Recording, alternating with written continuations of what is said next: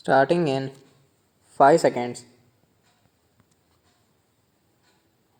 Sir, regarding the prices of articles which are in daily use, the people are put to lot of inconvenience and nuisance. I would therefore request the government to introduce effective control over all these articles of consumption and other daily necessities of life which are required by the poor people in the villages.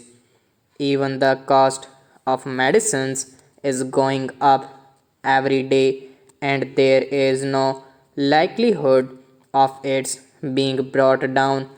Those engaged in the trade say that because of the foreign exchange difficulty, they are not able to get the medicines in sufficient quantities at competitive price. After all, medicines are indispensable even to the poorest of the poor. So the government must see that sufficient foreign exchange is made available for this purpose.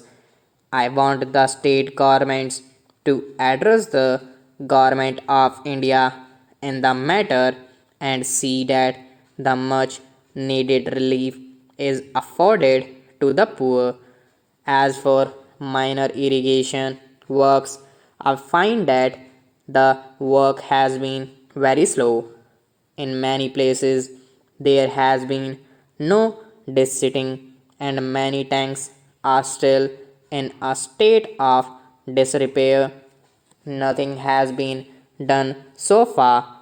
The government must see that they take up this work and complete it at least before the end of next year so that the food production may be stepped up. There is then the electricity minimum charge. Even with regard to that, there has been so much of harassment. Something must be done to reduce the minimum charge so that the farmers may get some relief in the same way as those in the industrial sector. This is a very serious problem, and the government should influence the electricity board to see that the minimum charge is brought down considerably. Lastly, there is lot of delay in the disposal of cases by the officials of the various departments of government. Farmers and the poorest of the poor do not get orders early, with the result they are put to a lot of inconvenience. So the government must see that they tone up the administration and give a proper drive to the district officials to dispose their papers in time so that the poor people may get some relief. I am sure the government will do so and thus give relief to the poor. This is all my submission. With these words, I thank you for the opportunity given to me. To begin with, I confess to a sense of secret satisfaction that I have been given this opportunity of meeting friends of a profession to which I once belonged, but from which I severed connection more than 50 years ago now. It is really good in this way, by short contacts, to be reminded of what I was once engaged in and what I tried to do in my own humble way in that profession. I am one of those who do not believe that the work of lawyers is finished. You all know that our entire constitution is based largely on British model. Our administration of justice also is largely a copy of the system that prevails there.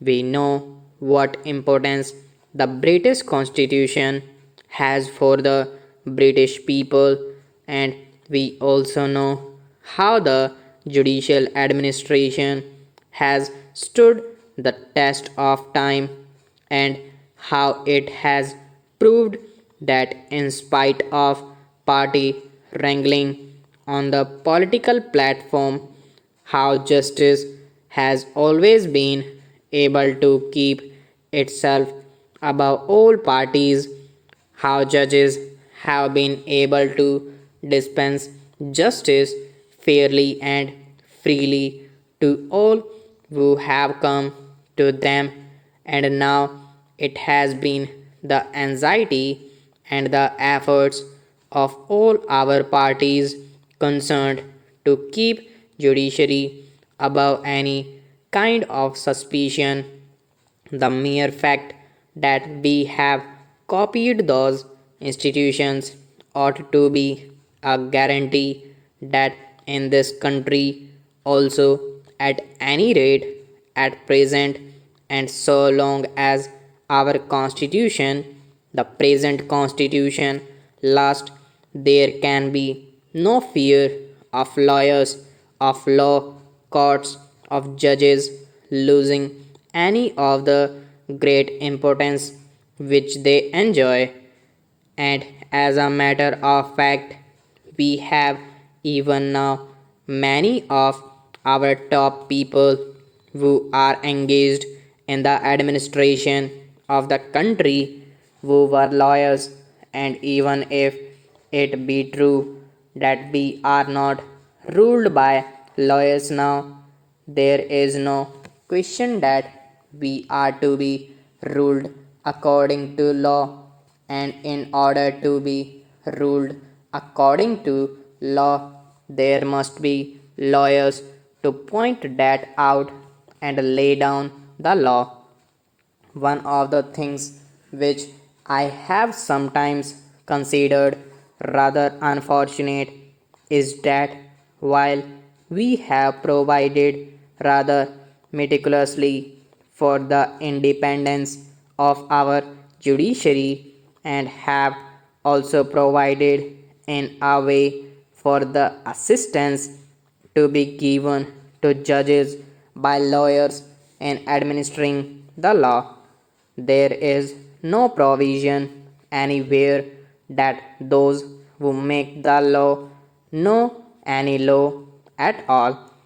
It should be healthy step if we make efforts for the legislators that they also know law. This shall go a long way to make the law more appropriate to the people and serve the people in the most earnest way. Stop.